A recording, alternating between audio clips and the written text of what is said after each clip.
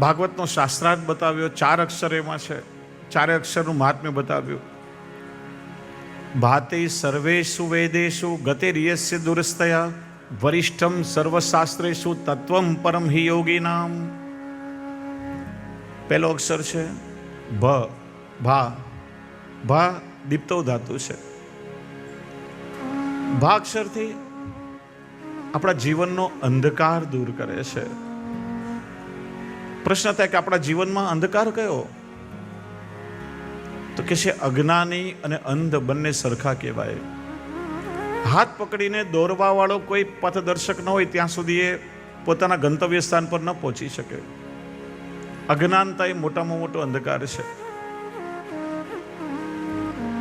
આજે કાલનો પ્રભાવ છે.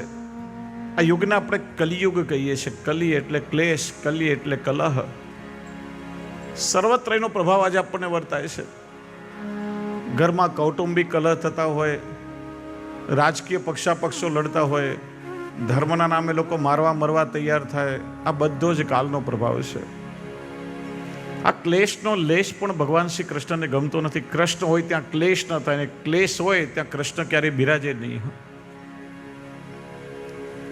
ભગવત સ્વરૂપ લક્ષણાની ગ્રંથમાં શ્રી હરિરાયજી આજ્ઞા કરે છે, ક્લેશયુક્ત મુખમ દ્રષ્ટવા કૃષ્ણો ગચ્છતિ સત્વરમ. ઠાકોરજીની સામે ક્યારે રડતા મુખે ક્લેશવાળા હૃદયથી એવા મુખથી ન જવું. ક્લેશ જોએ ત્યાં પ્રભુ ક્ષણમાં વિલંબ ન કરે. કૃષ્ણો ગચ્છતિ સત્વરમ, તરત જ ઠાકોરજી ત્યાંથી પધારી જાય. ક્લેશ હોય ત્યાં કૃષ્ણ ન બિરાજે. પ્રભુને કલહ જરાય ગમતો નથી, અને કૃષ્ણ હોય વાસ્તવમાં તો ત્યાં ક્લેશ થાય જ નહીં.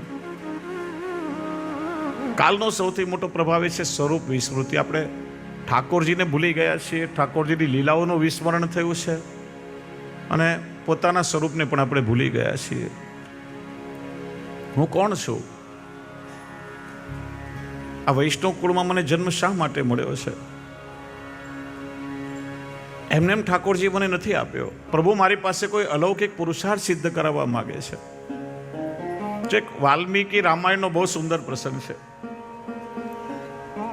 શ્રી રામચંદ્રજીને જ્યારે પ્રથમ વખત હનુમાનજી મળ્યા ત્યારે પરિચય પૂછ્યો, તમે કોણ છો?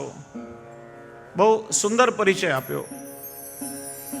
દેહ બુદ્ધ્યા તુ દાસોહમ, જીવ બુદ્ધ્યા ત્વદંશક, આત્મ બુદ્ધ્યા ત્વમેવાહ ઇતિ મે નિશ્ચલામતી.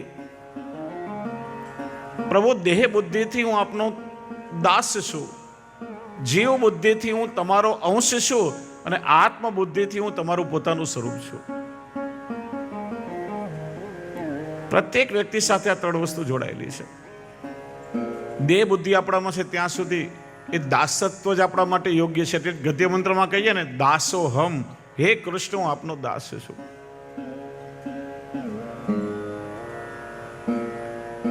કારણ કે ગીતાનો ઉદ્ઘોષ જીવનમાં આવે, મમે વાંશો જીવ લોકે જીવ ભૂત સનાતન. આ જીવ મારો અંશ છે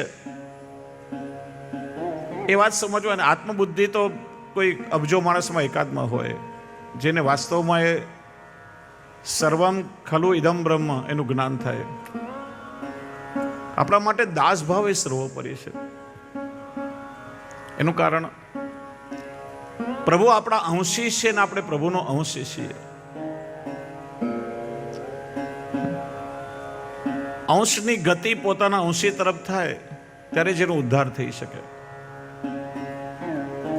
પ્રભુનું દાસત્વ એ આપણા માટે સર્વોપરી છે. માલિક ક્યાંય બહારગામ ગયા હોય અને માલિકની ખુરશી પર નોકર બેસીને પોતાની જાતને માલિક સમજવા લાગે, એ બહુ મોટો અપરાધ છે. આ જગતનું નિર્માણ ઠાકોરજીએ કરેલું છે. આપણે આવ્યા અને ચાલ્યા જવાના છે. જે કંઈ મળ્યું છે સાક્ષી ભાવથી આપણે આ જગતમાં રહીને એનો નિર્વાહ કરવાનો છે. મારું છે, હું કમાયો છું, મારી માલિકીનું છે, મારો અધિકાર એના પર છે. ભગવાન કહે છે, ઉભો રે, તારા જન્મ વખતનો ફોટો મેં પાડ્યો છે, શું લઈને આવ્યો હતો? અને તું કહે છે મારું છે તો તને લઈ જવાની છૂટ છે. જાય ત્યારે લઈ જા બધું સાથે. કોઈ લઈ જઈ શકવાના છો? આપણું હોય તો કેમ ના લઈ જઈ શકીએ? આપણું હોય, આપણી સત્તા છે, મારી માલિકીનું, તો ચોક્કસ હું લઈ જઈ શકું. કોઈ લઈ જઈ શકવાના છો? આમ ઘણીવાર કારણ વગર આપણે બાળકો પર ભાર મૂકીએ, બેટા ચિંતા ન કર, 7 પેઢી ખાય એટલું તારે માટે મૂકતો જાઉં છું. આપણે મૂકીને જતા નથી, મૂકીને જવું પડે છે. કોઈ મૂકીને જતા નથી. હજી સુધી કોઈ વ્યવસ્થા નથી કે તમે લઈ જઈ શકો. માનો આરબીઆઈ, એસબીઆઈ કે સૌરાષ્ટ્ર બેંકની એકાદ બ્રાન્ચ ઉપર ખુલી ગઈ તો કોઈ છોડીને જશો? જો એક વસ્તુ ધ્યાનથી સમજવી જોઈએ, અને આ સમજાય ને તો જીવનમાં ઘણું બધું સમજાય. આપણે જ્યારે રૂપિયા, પૈસા, દાગીના બધા સાધનો ભેગા કરીએ છીએ ને, ત્યારે માણસ વિચારતો નથી કે હું પાપ કરીને કમાવું છું કે પુણ્ય કરીને કમાવું છું. ચોરી ચકારી કરીને, કોઈનું મન દુખાવીને, સાચા ખોટો અધિકાર કોઈનો બસ આપણે ભેગો જ કરવું છે.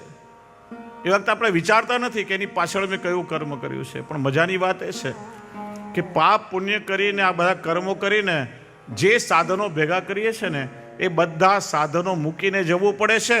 અને એના માટે કરેલા કર્મો એ જન્મ જન્માંતર સાથે આવે છે, માણસે ભોગવવા પડે છે. એટલે આ બધું ક્ષણિક છે. જે ભેગું કર્યું એ છોડીને જશો, પણ એના માટે કરેલા કર્મો એ સાથે આવવાના છે. એટલા માટે જીવે સાવધાન થવું જોઈએ.